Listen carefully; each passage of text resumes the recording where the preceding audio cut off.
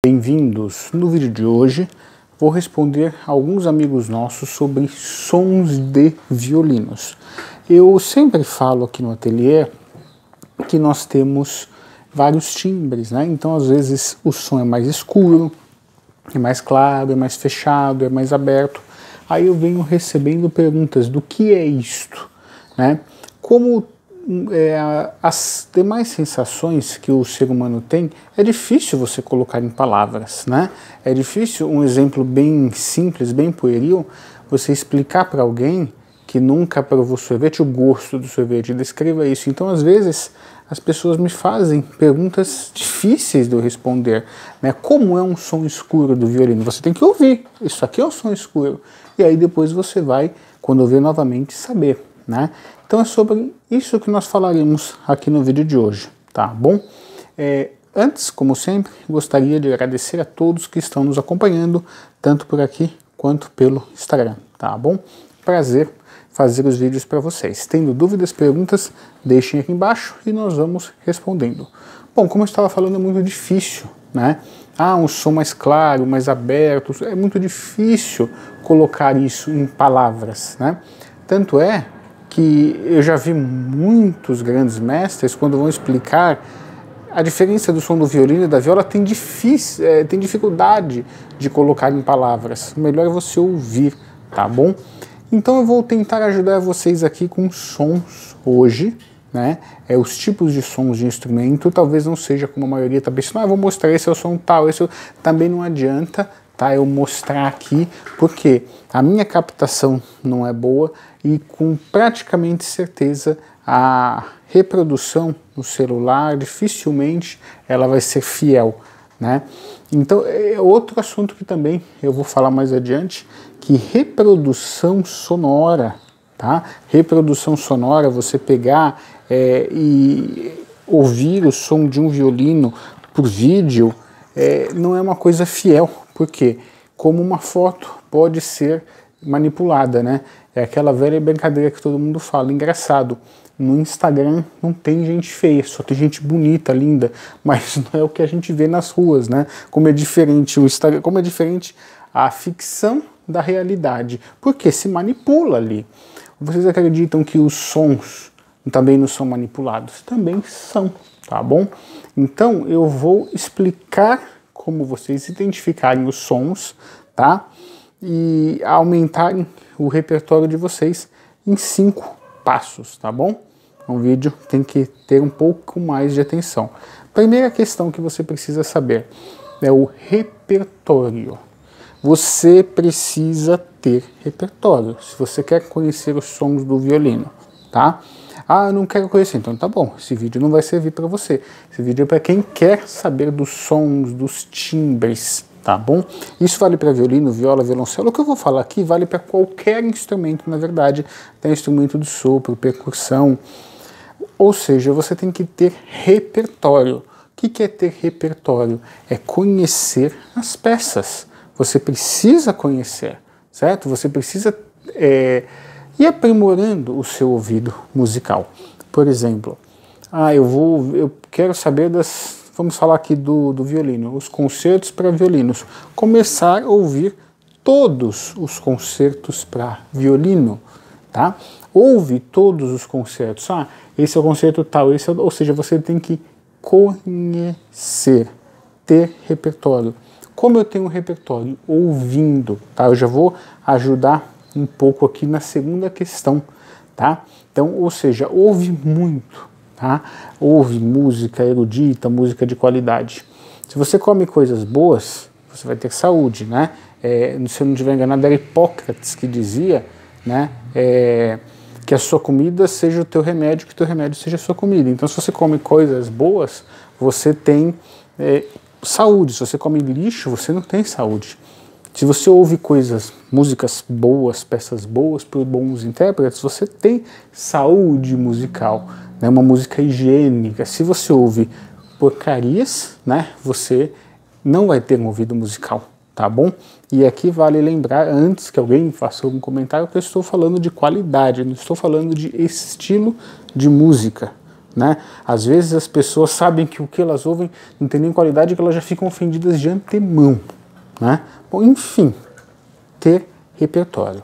Segunda questão muito importante, se você quiser aprimorar, conhecer os timbres, aprimorar o seu ouvido musical, conhecer os timbres do violino ou do seu instrumento, você precisa ter um conhecimento histórico, básico, de história da música. Você precisa saber onde os períodos se encaixam. Por que eu estou explicando isso? Porque os sons, tá bom? Os sons são diferentes em diferentes períodos. Por exemplo, se você ouvir não estou falando da captação, tá? Mas se você ouvir uma gravação de rádio da década de 50, o timbre da voz das pessoas era diferente, a dicção, a maneira como se falava, nossa, como eles falavam estranho, é português, né? Ou seja, você tem sons diferentes. Quando nós trazemos isso para a música, na música existem diversos períodos, tá? Isso não é uma aula de história da música, é apenas um comentário.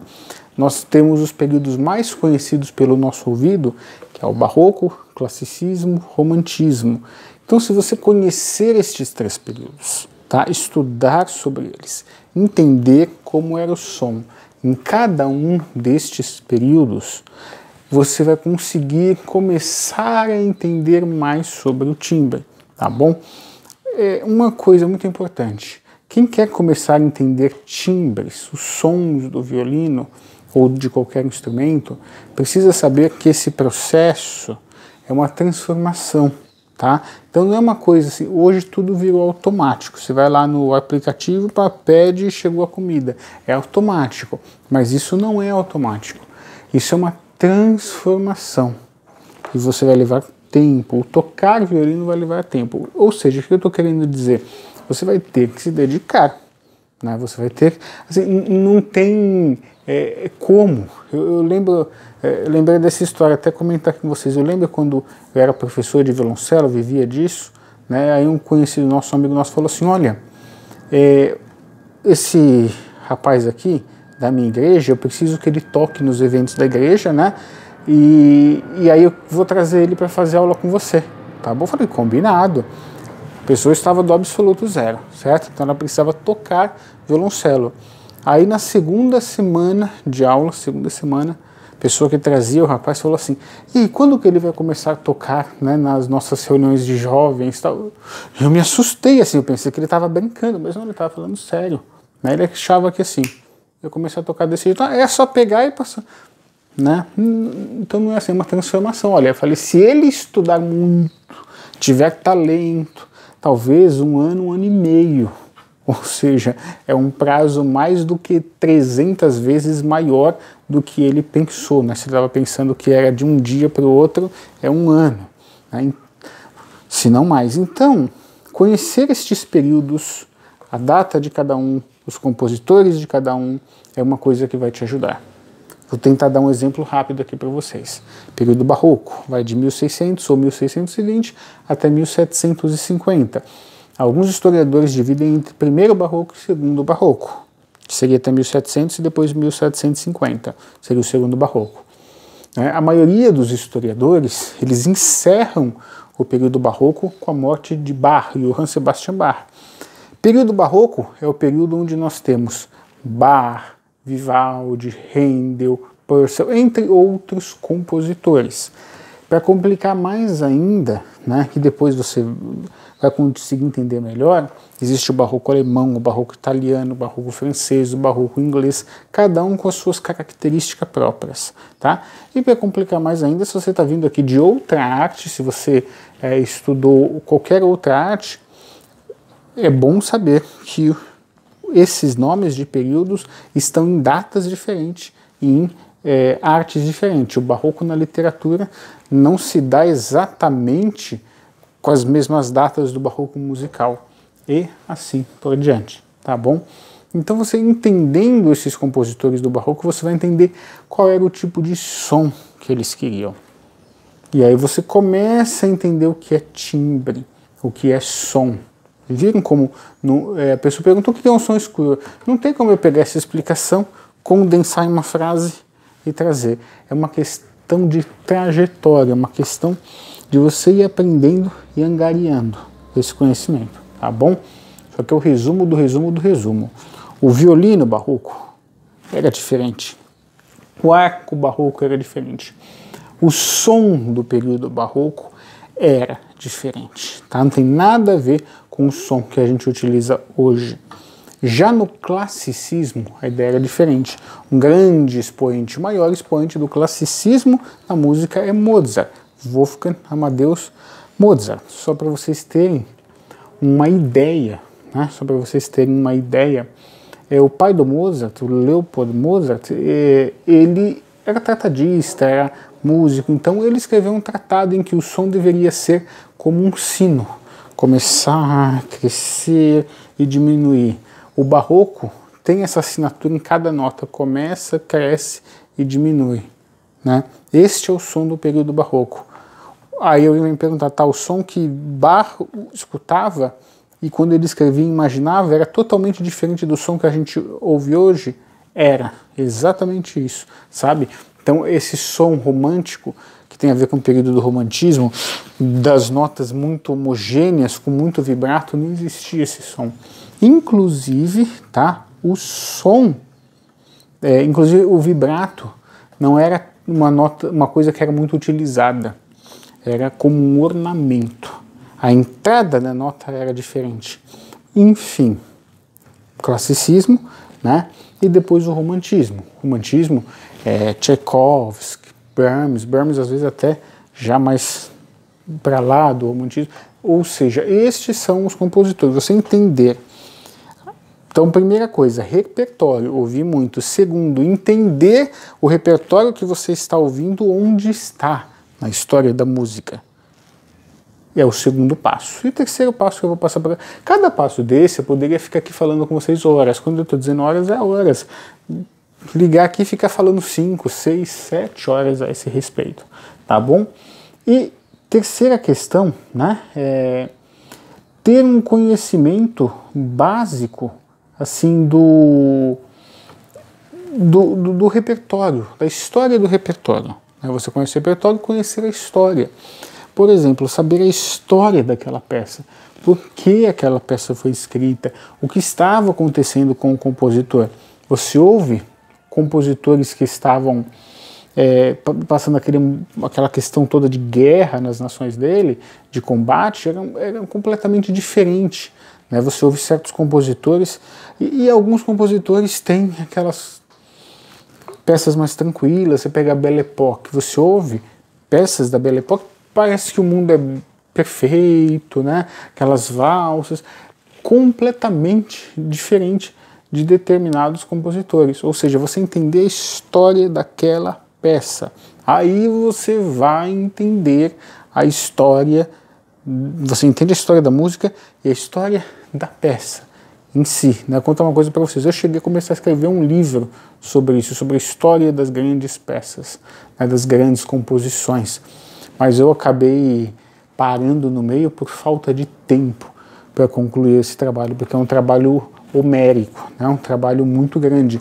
Então você tem ali, conhecendo a história das grandes composições. Onde eu vou achar isso? Mais uma vez, a gente tem a mentalidade de que vai achar tudo prontinho, mastigadinho, você vai ter que construir este conhecimento, achando ele entre os livros. Se vocês quiserem, eu faço um vídeo aqui só falando de livros, de história da música, de história da liuteria, mostrando eles e indicando.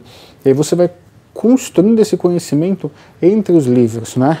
É difícil, vem pronto aqui, ó. Era o que eu estava fazendo, mostrar todas as histórias. Isso é muito difícil de achar, tá bom? Bom, história da composição foi a terceira questão. E a quarta questão, né, que é conhecer o intérprete. Por exemplo, você ouvir o concerto para violoncelo e orquestra. Tá? E outra coisa, tem várias, só estou citando 5 aqui. Né? Sempre vai ter alguém que falou isso, mas é um resumo, tá bom? É um resumo. quarta questão, conhecer o intérprete. Você ouvir concerto para violoncelo e orquestra do Dvorak com Yo-Yo Ma é uma coisa, com Mstislav Shostakovich é outra, com a Jacqueline Dupré é outra, com Janos Stacker é outra. Então, você vai conhecer a história daquele intérprete. Você ouve o Rostropovich tocando, é totalmente diferente do Yo-Yo Ma. São escolas técnicas diferentes, períodos. O Rostropovich foi exilado, ele passou por momentos bem complicados na União Soviética. Então, a história, a maneira de tocar transparece. Tem intérpretes que você ouve, o som é mais sofrido, o som, né? Só que isso não é para qualquer um ouvir, tá? Literalmente assim, você tem que ter percepção. Se você não tiver percepção, quem não sabe tomar vinho, tanto faz o que estava ali, né? Quem não conhece, tem que conhecer. Ninguém nasce sabendo. Isso é uma questão, como eu falei já, de trajetória. Você tem que ir aprendendo, tá? Ir construindo isso, tá bom? Então, conhecer o intérprete, a história do intérprete, ouvir às vezes mais de uma vez aquele intérprete tocando aquela peça. Quando eu digo mais de uma vez, mais de uma versão, né? Que às vezes ele toca quando era jovem, depois toca quando era novo e amadurece a interpretação, tá?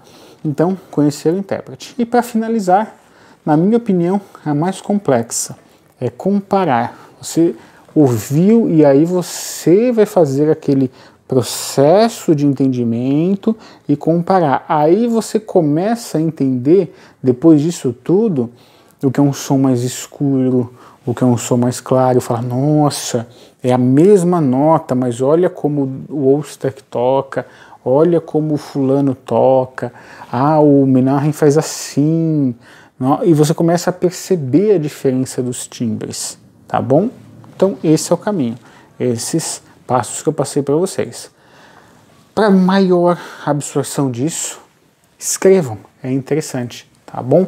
Bom, se você gostou desse tipo de tema, nos avise que eu vou fazer mais vídeos assim, tá bom? Ou seja, é todo um processo. Espero que tenham gostado. Qualquer dúvida estou à disposição.